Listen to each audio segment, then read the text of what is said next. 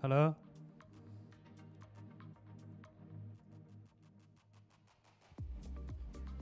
So same people are still in the closed room. Okay. This is Chen. I'm from Inter, and today I would like to share you about the NFV orchestration by Airship, and which is to enable the OSDBDK in Airship and OpenStack ham for the performance purpose. And the co-authors are George from Ericsson and Shifa from Inspire. George is the main contributor who enabled the OSDBDK features. And Shifa has provided some NFV use cases. Yeah, this is the agenda, and today I will go through the NFV background, and I'm going to introduce the DBDK for NFV performance improvement. And then I'm going to share you the Airship, how to deploy the VNF and OpenStack. And then I will going to share you the detail we did in the OSDBDK project, OSDBDK feature. And finally, I'm going to show you a demo. Okay, and NFV, it means network function virtualization, and the VNF, it's a virtual network function. I exactly know what these two words means, but I always get mixed when I say it, NFV, VNF. Yeah, this is a network function box. It could be a firewall, it could be a router or any other network device. You can buy this box from all kinds of vendors. And we can say in the box, there is the hardware. The hardware is vendor special hardware. And then on the hardware, it runs the network function. Yeah, the network function software. These two components, they are tightly bonded together. You can't replace the network function with what you want.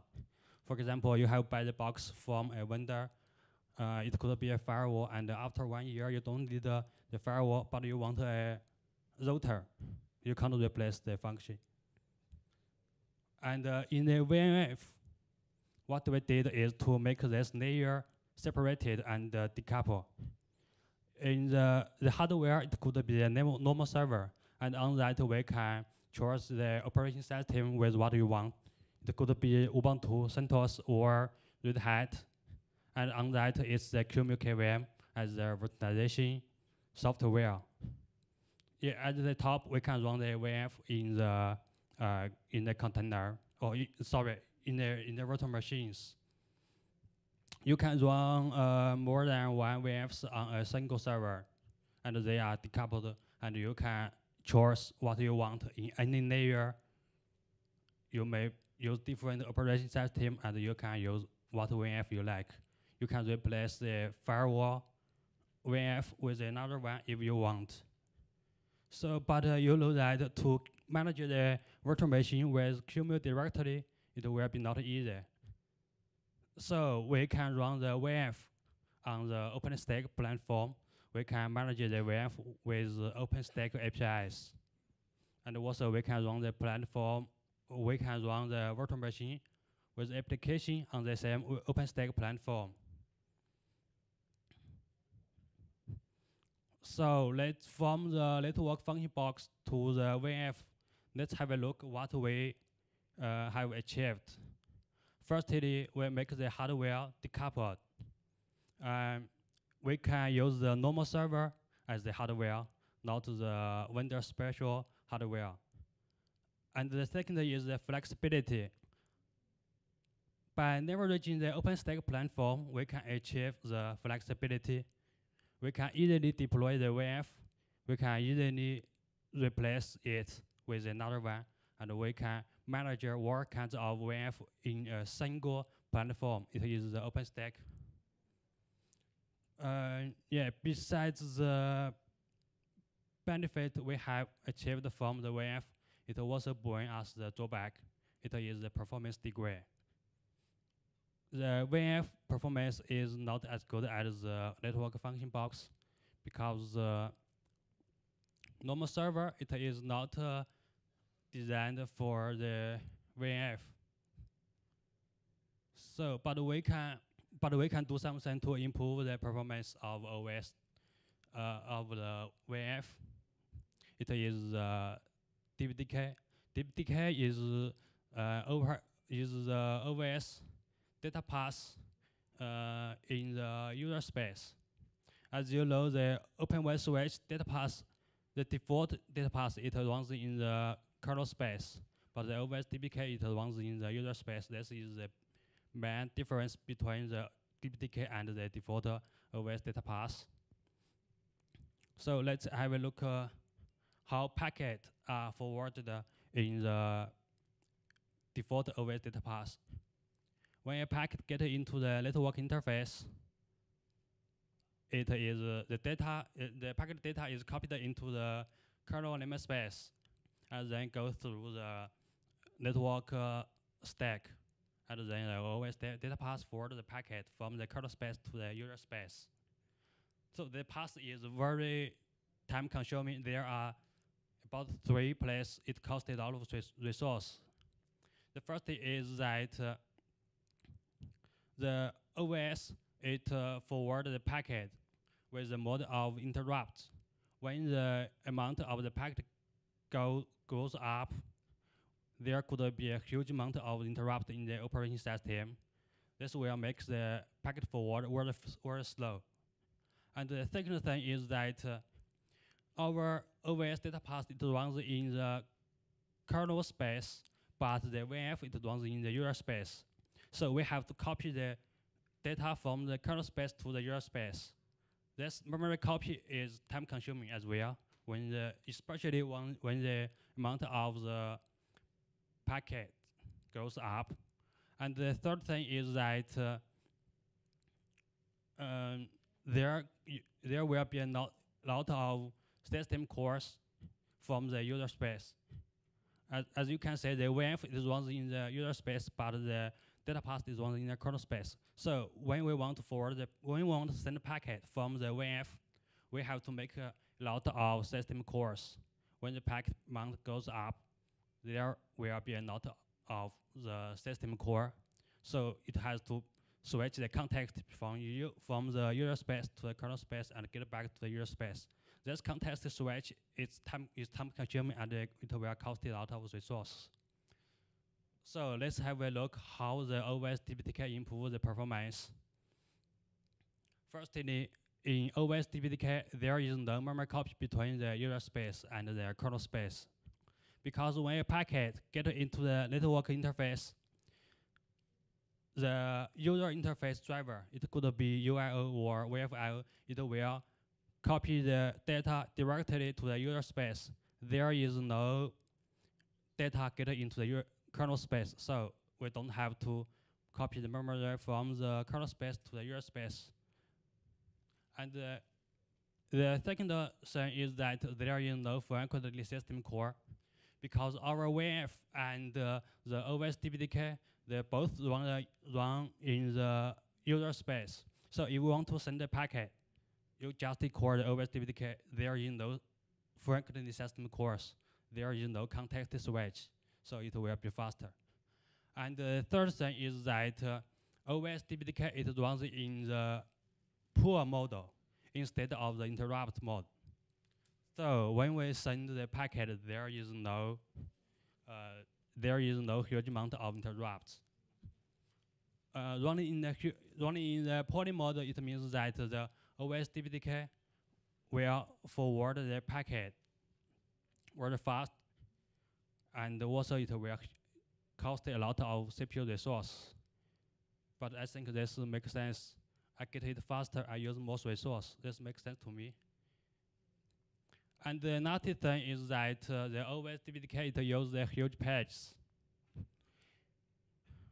The OS it will forward the packet, so it will have to access the memory very frequently. So if we have a lot of pages, it will cost a lot of time to look up for the memory, look up for the page. So we use a huge page. So we will have much less amount of pages. So it will cost so less time to look up for the memory page. And also the huge page is pre-allocated.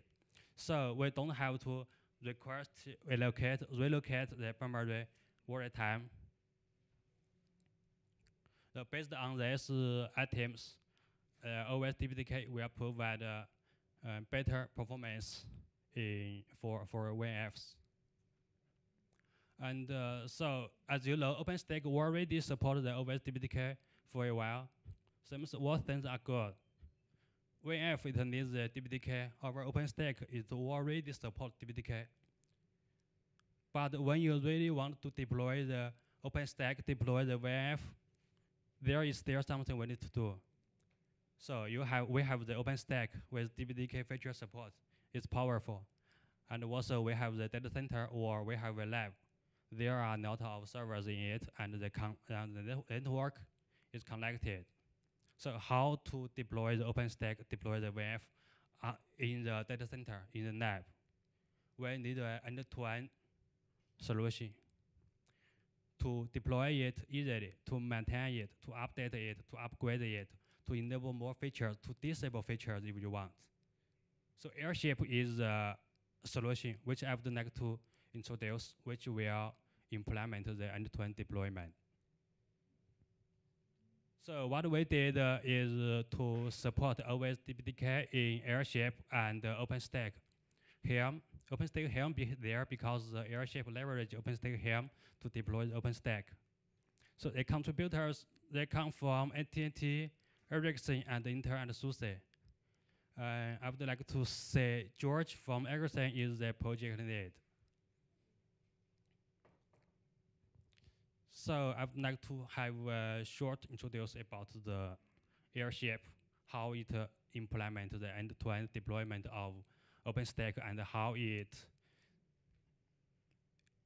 install the operating system, install the OpenStack. So on the box in the middle of the slide, it is the Airship component. And on the right side, this is the bare metals, which we are going to deploy the OpenStack on it and run everywhere, run the workloads. So we can say that there is the DryDock. DryDock is a component in Airship which is responsible for bare metal provisioning. It leverages canonical mass. So the technology under that is such as PXC, IPMI, yeah, this sense. Besides installing the operating system, the DryDock can still set the kernel parameters for the operating system, and also it can install additional packages. We just need to define what packages we want to install. And after the operating system is up, we can install the Kubernetes on that. The component in Airship which is responsible for provisioning the Kubernetes. It is a component named Promenade. This component, it can generate Kubernetes config files, and also it can generate the certifications. With this, we can deploy the Kubernetes. So what we want to do is to deploy the OpenStack while we still need the Kubernetes, because in Airship, it leverages the OpenStack Helm to deploy the OpenStack on Kubernetes to achieve the benefit of containerization. So on the top, we are going to deploy the OpenStack with the OpenStack Helm component. As you know, there are so many components in OpenStack: Keystone, Neutron, Nova. So each component is a Helm chart. We can install the OpenStack by installing chart one by one. Helm install Keystone, Helm install Glance. But you know, there is still in Airship, there is one more component which is named Amanda. This component can make all the things together. Just one command here, Amanda apply, will install the whole OpenStack. So Airship can do all the things for us: install operating system, install Kubernetes, install OpenStack. But what should we do? For the operator, we should define what the site should be like, how many nodes there will be in the cluster, what feature we are going to enable for the OpenStack. This is what the operator should do. What the operator need to do is to draft the YAML files which define the site, how it should be like, and just run one command. Deploy site, then we just wait. The OpenStack will be up. So now that you have deployed the OpenStack and it's running, we can access the OpenStack via OpenStack API. So after some times, maybe you want to enable more OpenStack feature, or you want to scale out the loads. What you need to do is to update the YAML file and run another command, which is update site. After that, the Airship will do all the things for you to scale out, to enable feature, or even you can disable some features. Yeah, this is the architecture of Airship 0.1, and I know some team from AT&T and Dell. They are developed the 0.2. There is a huge difference between 0.1 and 0.2. They will replace the mesh with Ironic and use Kubernetes main to deploy the Kubernetes. So what we did in the blueprint to enable OSDBDK is to make OpenStack Helm support OSDBDK. And the other thing is that we make some changes of the YAML files in our deployment to provision the operating system with DBDK to make OpenStack Helm use the parameters.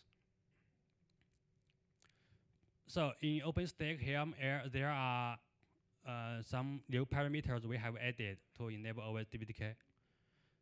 The first component is the OpenWare switch, and the second component is Neutron. The OS component, which will bring up the OpenWare switch, and the Neutron is to bring up the Neutron component.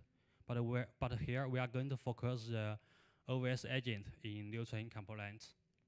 So in the OpenWare switch, we have added these parameters. As the load DBDK is a feature, we can disable it. We can enable it. So there is a flag to say if we are going to enable the OS DBDK, and then we can set the socket memory, and we can customize the huge page mount path, and also we can set the memory channel. But this channel should be larger than the hardware. And the next two item is to define the CPU cores. OpenStack process has two kinds of threads. The first one is PMD threads, which is to forward the packet, and it will cost a lot of CPU resource. The second one is other threads, which don't cost so much resource. So the next two items in the OS configuration is to configure what cores we are going to run the PMD threads and other threads. And in the OpenWare switch agent configuration, we have added the first one is the enabled. If the enabled is true, it means that we are going to create the DBDK enabled bridge. And then the second one is to say what user interface driver we are going to use. We can use the UIO, or we can use WaveIO. And then we can define what DBDK bridge we are going to create. And also we can define what network interface we are going to plug into the DBDK bridge. So we need to provide the PCI address. And also we can define some other parameters, the reserve queue, the CPU bounding. So this is the changes we have made in the Airship set YAML configuration files. The first one is the node.yaml. We added some Linux kernel parameters to enable the huge pages. As you can see, we set the page size with 2 MB. Actually, 1 GB huge page will have better performance, but in my testing environment, I use 2 MB for easy deployment. And we allocate 1024 pages. Also, we enable the LMU. And in the OpenWSWitch.yaml and the Newton.yaml, we also add some parameters. We can say in OpenWSWitch.yaml, we request the huge page for the OS port. We request 2 MB huge pages with the amount of 1 GB. And also, we enable the OS DPDK, and we define the socket memory we are going to use and the huge page mount path. In the Newton.yaml, we define that we are going to enable the OS DPDK, means that we are going to create the DPDK bridges. And we set the bridge name, and we define what network interface we are going to add to the Linux bridge. To the OS DPDK bridge. Okay, and I would like to show you my demo of my tested environment. There are 2 loads in the environment. One of them is the controller load, which runs the Airship components, and the other node is the compute load, which runs the OpenStack components. Could you please share? Okay, you can see on the left this is the controller load, and on the right side this is the compute load. I have deployed the OpenStack app. And also, I have created one virtual machine on it. We can say, okay, we can say it just a second.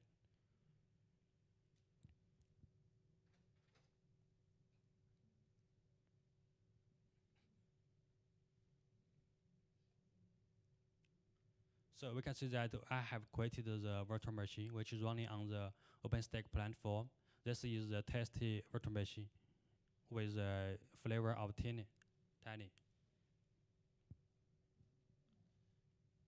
And we can have a look of the OpenWSWitch startup logs. It shows that the DPDK is enabled, and also it shows that it uses the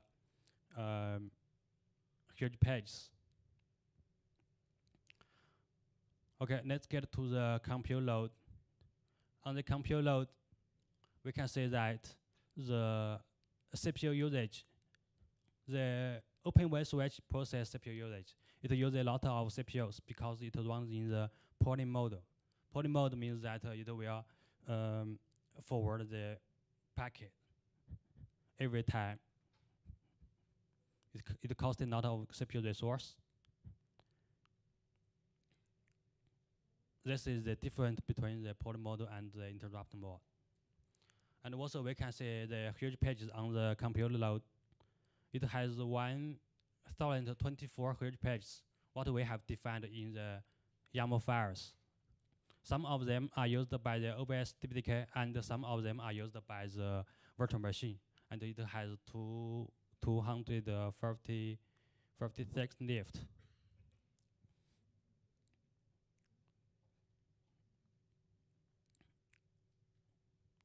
So actually, when we deploy environment, we should allocate as more as possible huge pages, because the OS needs huge page, and also the virtual machine, it needs huge page as well.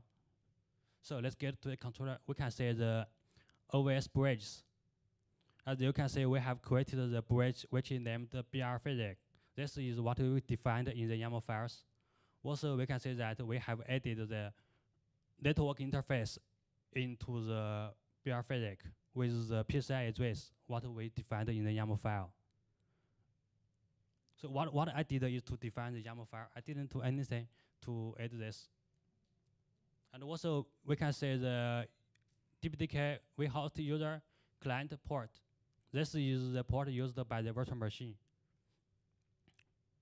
Because we enable the DPDK feature, so it uses we host user client interface instead of the default type device. Also, on the compute load, we can get into the namespace and we can SSH into the virtual machine. And it has the IP address, and also we can access the Google, the internet. Yeah, that's it from my demo.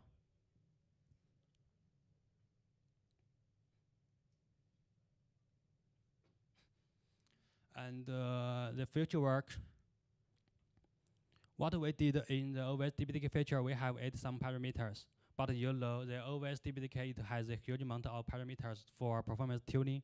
We didn't add them all at this time. So if there are some other parameters we need to add for performance tuning, we are going to do it. I know some people from other teams, they are tuning the OS DPDK performance.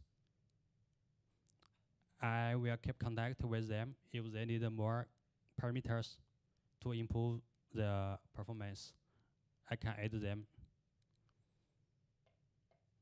And this is the reference. The Hairship project, the OpenStack Helm project, and the OS DPDK reference. Okay, that's it from my presentation. Thank you. And any questions?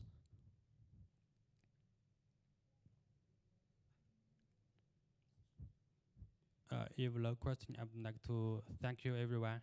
Thank you for attending.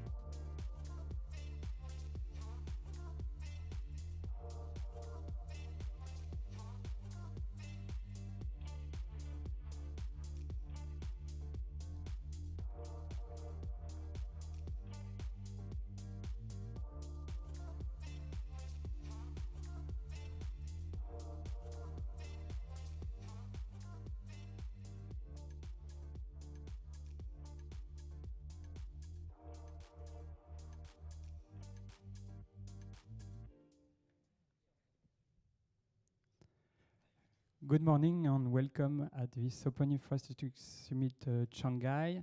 So I'm delighted to present you today a session around machine learning benchmarking with OpenStack on Kubernetes. So quick introduction, I'm Erwan Galen, product manager at Red Hat, working mainly on hybrid cloud on the hybrid cloud computing on the AI. So today we will discuss of machine learning on why you need benchmarking for machine learning. I will present a new standard of benchmark suite, MLPerf, on how you can apply these types of benchmark for your own platforms. So machine learning is everywhere. So every phone, every computer is using machine learning or deep learning. So my computer can recognize my head and also Queen Elizabeth. It's more easy to find her. But also when I'm traveling, I can use translation. So translation is using a lot of machine learning. So I don't know what is this sentence, but the computer knows. Is it good? Yeah, good. But also, companies are investing a lot on machine learning, for example, for fraud detection. It's key for companies to detect fraud, and they are hiring hundreds of data scientists to manage fraud detection. You will also find machine learning and deep learning for self-driving car. Tesla is using a lot of this computing, and also for retail and e-commerce, like recommendation engine for Amazon for movies.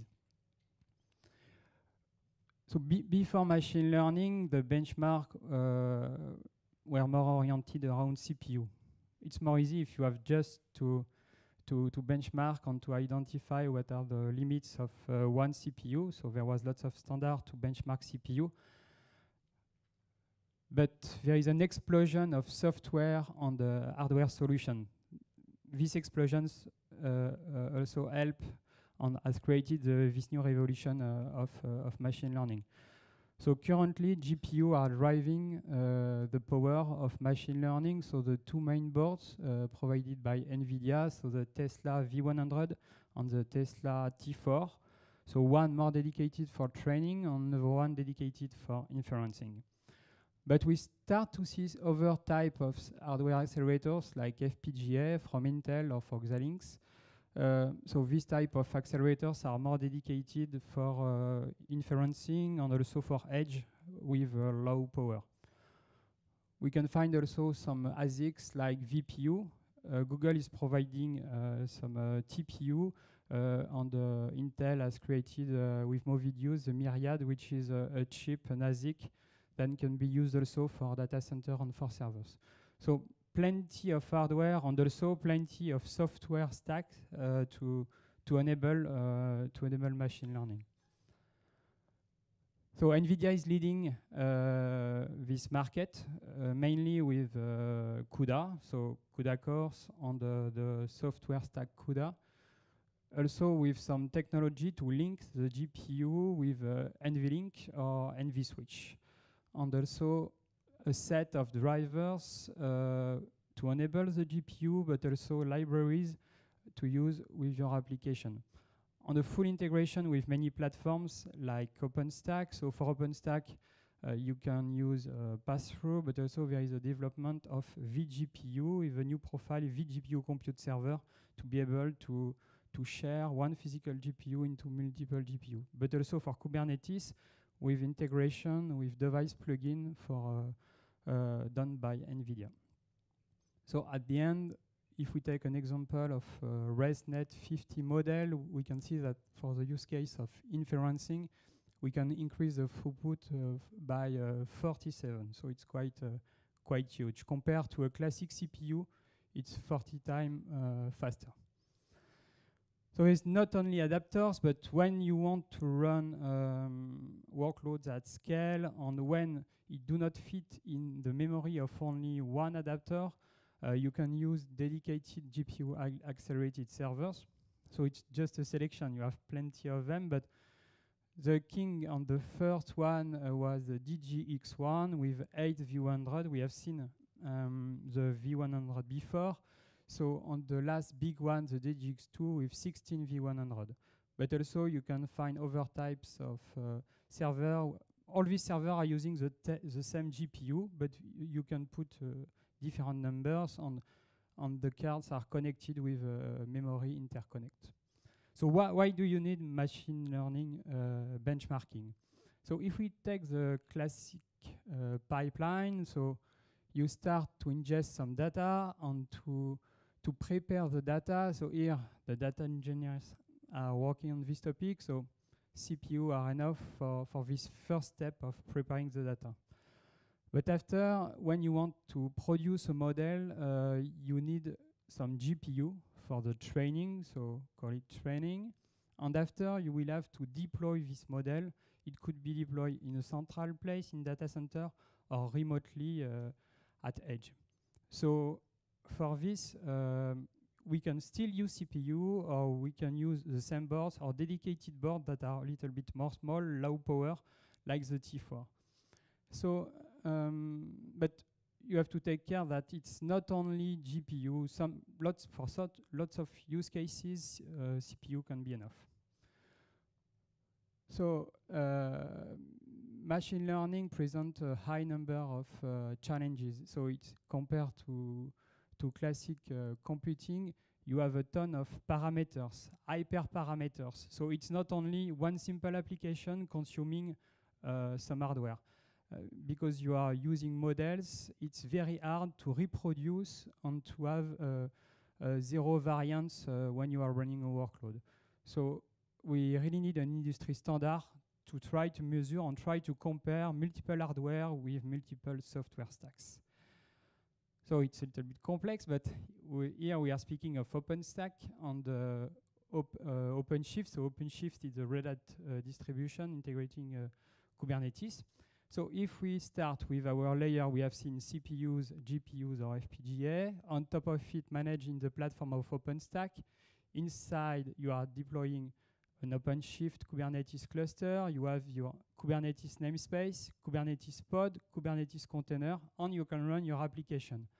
After, in your application, you can use some machine learning frameworks and a set of parameters to apply to a machine learning algorithm. So in fact, you need to monitor all these things to be able to compare systems. So it's really hard because you have all the stacks.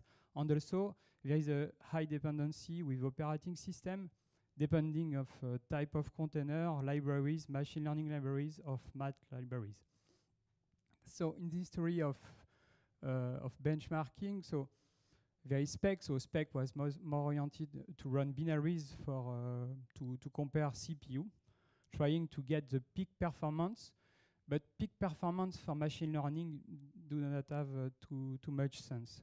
One of the first interesting benchmark was produced by Harvard University. It was called FATOM. And also this university has contributed to multiple other benchmark suites.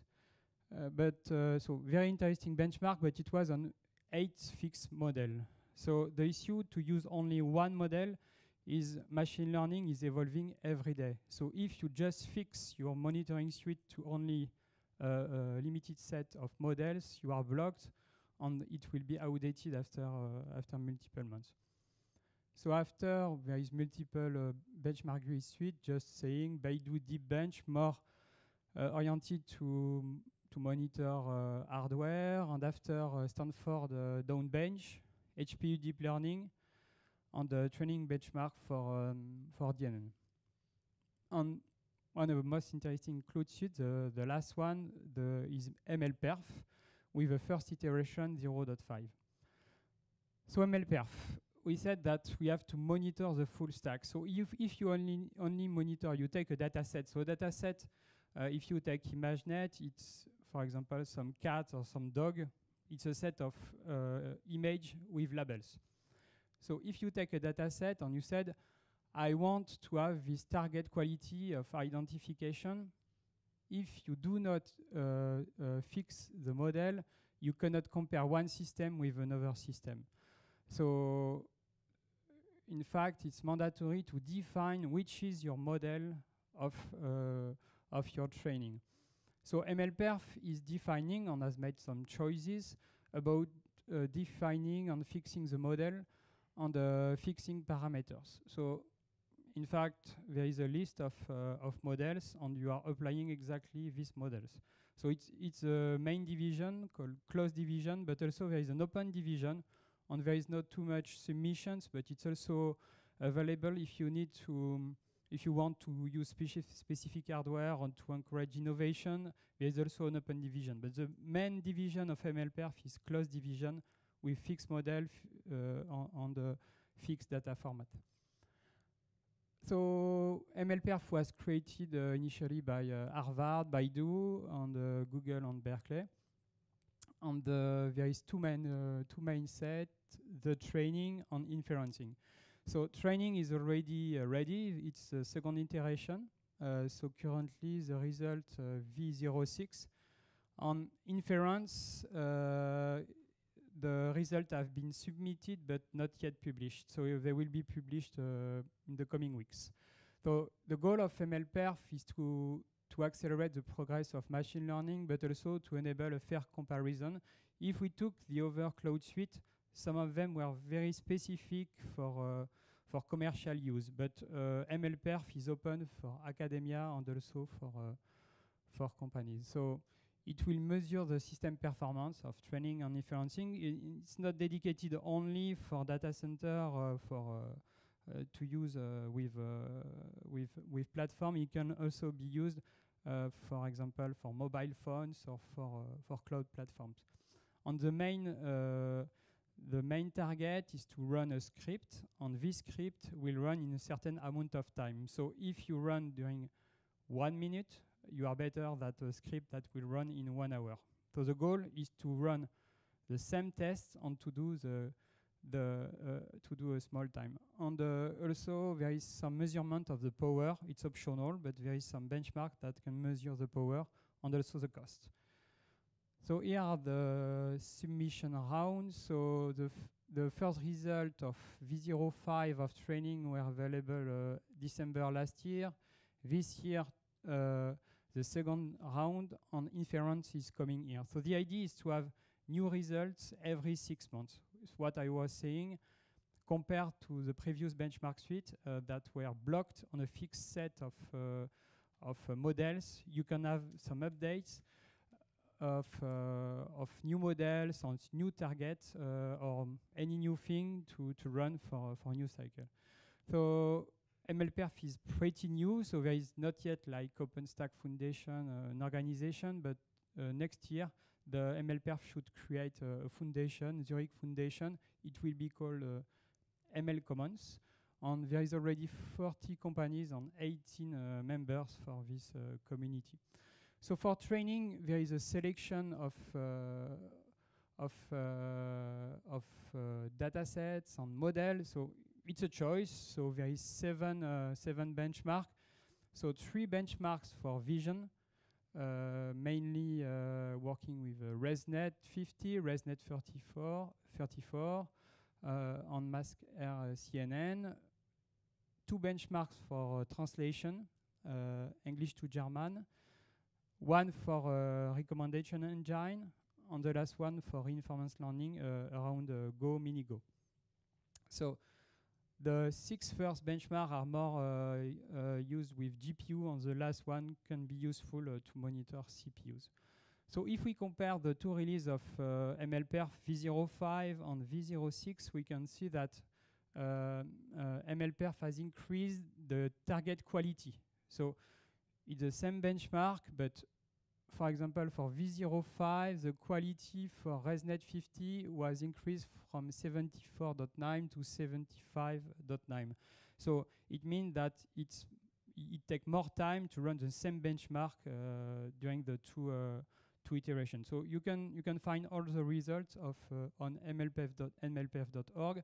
And you will see that you will find some data center things like Google TPU, but also DGX. Some results are only for one adapter.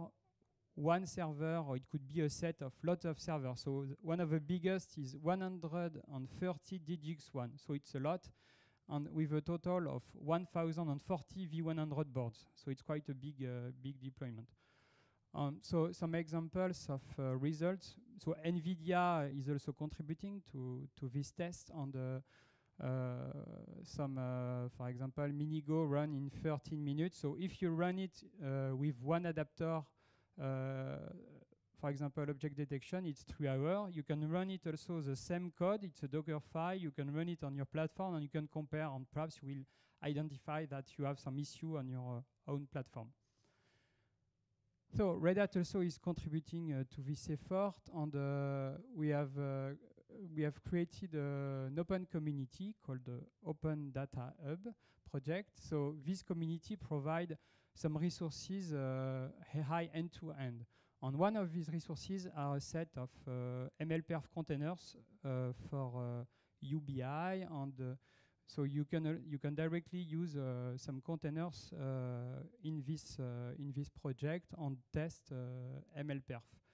You will also find lots of operators to run Jupyter Hub or to run many AI use cases. So we have done one set of run with Supermicro. So this is a screenshot of Grafana dashboard, or each line is one GPU. So it was with this server with 8 Tesla V100 GPU boards. And these results were published online. And the result was, in fact, like NVIDIA with the DGX1. Some of the benchmarks were a little bit better, and some of them was a little bit under. So mainly it was between 0.05 to 6.13 slower. We compare to NVIDIA, it's quite the same. We have run 4 benchmarks. So these results were not published. And Sam, Dell has done his own set of tests, so not published. And Dell was more comparing the one adapter, not only one server.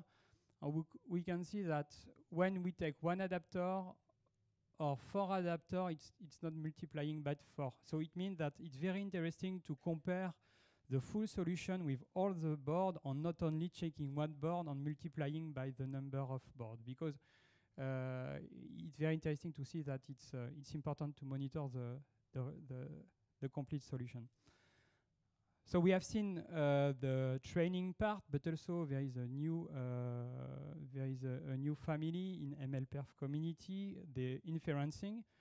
So for inferencing, it's a completely different set of testing with 4 main scenarios. So the first one is single stream. So it means that, like a cell phone, when you use your phone, it's live, so we'll measure latency, trying to identify objects very quickly. A second set of scenarios, a multiple stream. If you take an edge server that is connected to multiple cameras, how many streams I can manage. A third test, which is more close to OpenShift and OpenStack inferencing, it's a server where you will try to put a central site and you will measure the query per second of a platform. And the last scenario is offline, more a batch mode when you are, for example, sorting pictures on photo. So for each of these scenarios, you have some latency targets, and you can run in specific context. So same compared to training, you have also a selection of models. It's mainly around ImageNet dataset and also a Coco dataset. And we find quite the same models, ResNet 50, MobileNet. So MobileNet is more light, so it's more usable for inferencing. So there is already some submitters who have contributed. So the results are not yet public, but you will find that NVIDIA, Inspur, Google, Facebook are contributing to various results. So some people are here. You have submitted? So quick example of a run. So there is a Docker file. So you can run the Docker file, or you can also deploy the library. So for inferencing, you can choose a type of scenario. So here it's with the scenario single stream, and you can run it on the full data set of ImageNet or a selection of a subset of this data set. So now if we want to look with OpenStack on OpenShift, we must enable on OpenStack, if we want to monitor GPU, we must enable GPU. So one of the most simple use of GPU is to use pass-through. Is supported since quite the beginning of OpenStack. So pass-through is via KVM direct access to the PCI board, and it's only adding a flag to a flavor, and you can consume a GPU. You can attach multiple GPU to one virtual machine.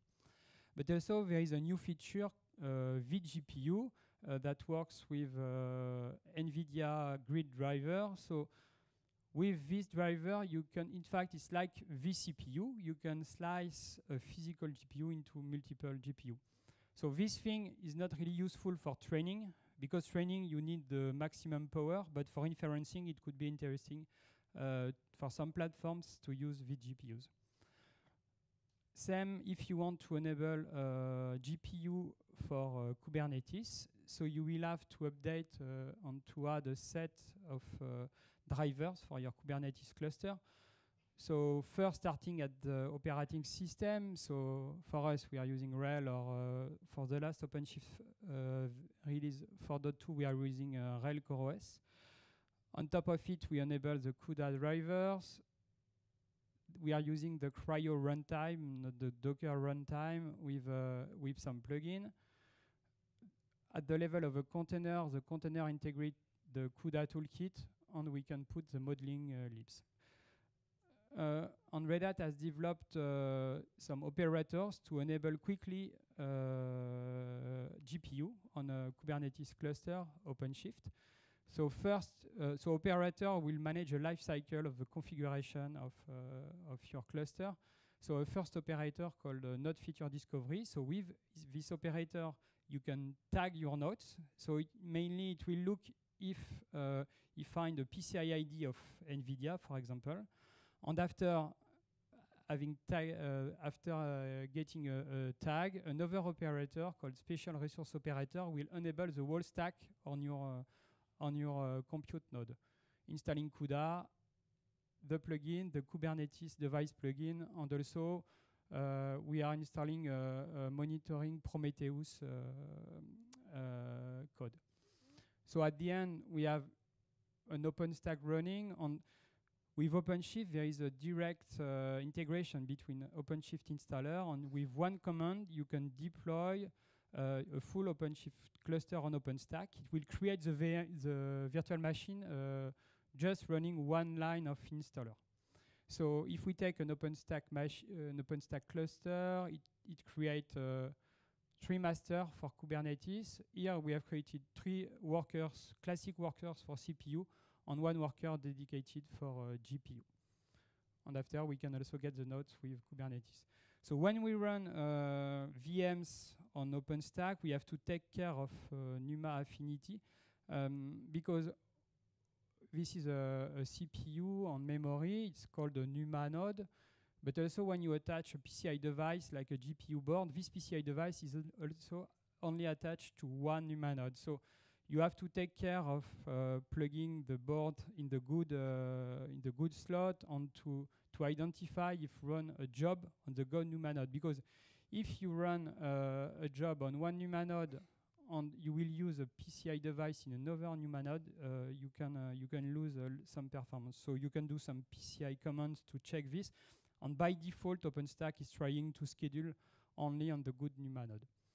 So when you want now to test your OpenStack on Kubernetes platform, there is a quick test you can run.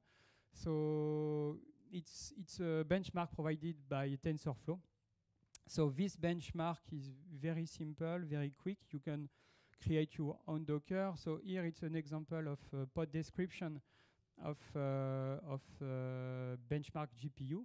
So it's only cloning the TensorFlow and running it with, here we enable 1 GPU. And because we have enabled on the VM GPU with pass-through, this driver is available in the Kubernetes cluster, and we can run it. So it's a simple job you can run and get some results. So for example, here, with one V100 with TensorFlow 114, we were able to run for GPU 325 images per second. So it's training. And with CPU, it was only 2.24. So really a huge difference using GPU to analyze. And also there is another software solution you can use to monitor and to analyze your platform on the code. So it's called Tote. So it's an open source project, and Red Hat is contributing to this open source project. So when we take two frameworks, so one framework which is TensorFlow, and we use Flask to run this framework. So we do a code in Python. So import TensorFlow from Flask, import Flask. So this simple command.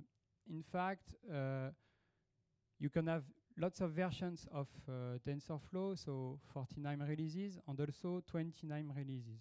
So just running this command, you can have some combination of 59 by 28, so 1,000 combination.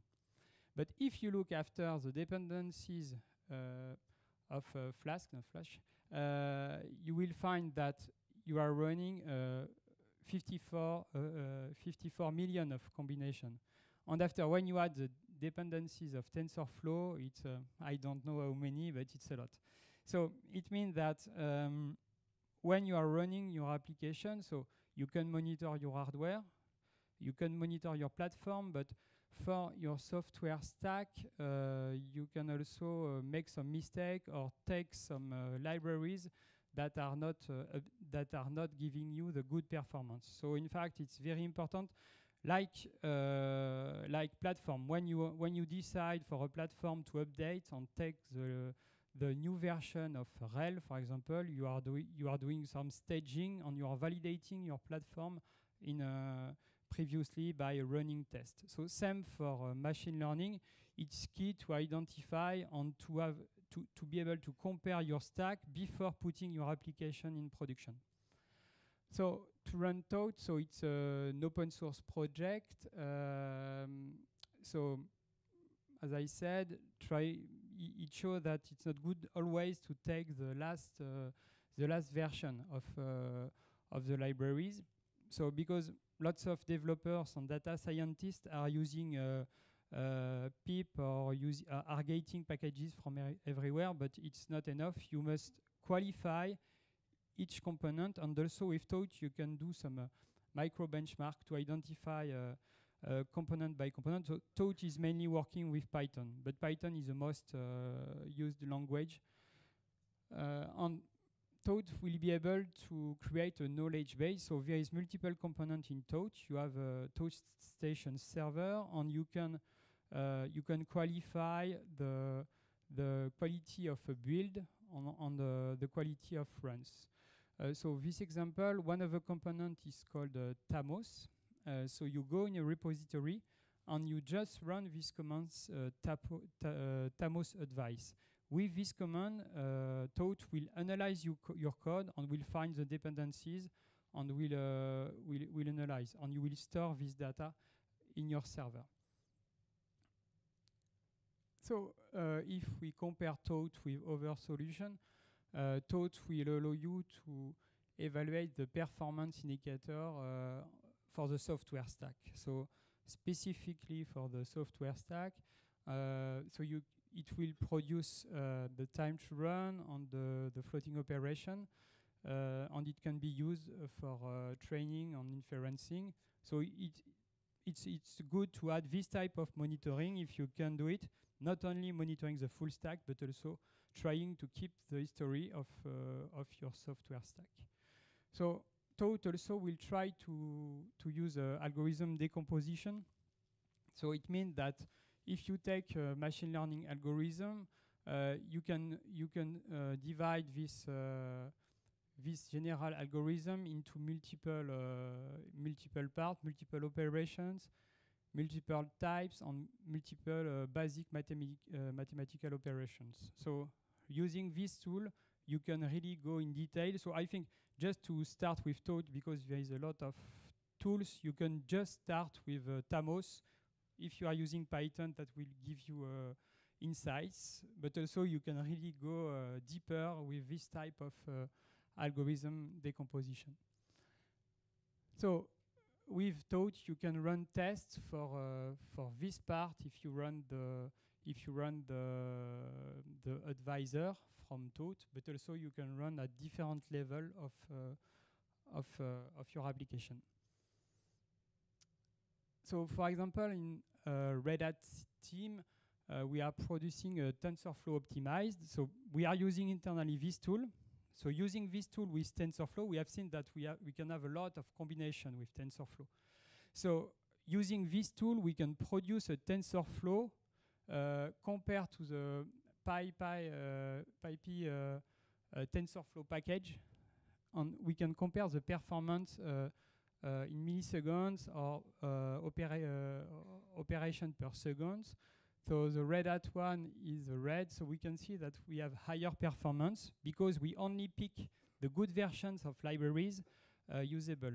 So other tools or other platforms like NGC containers of NVIDIA also are taking care of the performance, but you can use this type of tool for your own platform to compare the performance of your tooling. So you can detect before going in production that you have an issue on your platform because you are storing data and you can compare the performance.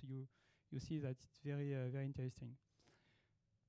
All right, so key takeaways of this presentation. So we have seen that MLPerf was taking care of a full stack of the platform.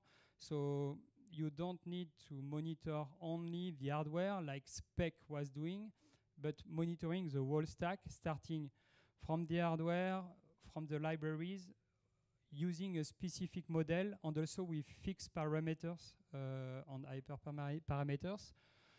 NVIDIA is leading hardware and software libraries, so there is some new players, but NVIDIA is key, and we have seen that most of the servers with accelerators are based on NVIDIA and NVIDIA V100. So MLPerf is starting to be a standard, and we can call it an agile standard because there is some updates every 6 months. So it's not only fixed on a set of models, but it's updated with new targets, new models. For some use cases, we spoke a lot of GPU, but perhaps you don't need GPU. For inferencing, CPU can be enough. When you are using OpenStack and virtualization, you have to take care, and also for a classic operating system, you have to take care of NUMA affinity because it could decrease your performance by 30%. It could depend of the use case. Because there is lots of versions of the GPU driver, you have also to use certified driver because we can have some lack of performance if you are not using certified driver and tested driver for Kubernetes.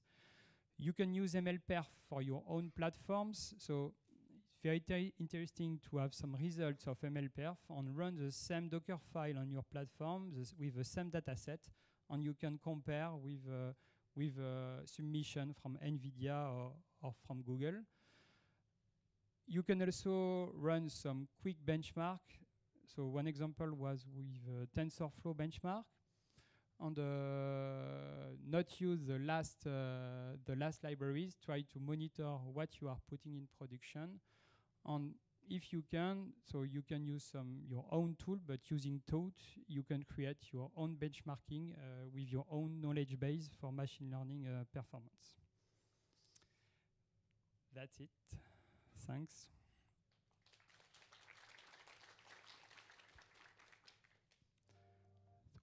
If you have some question.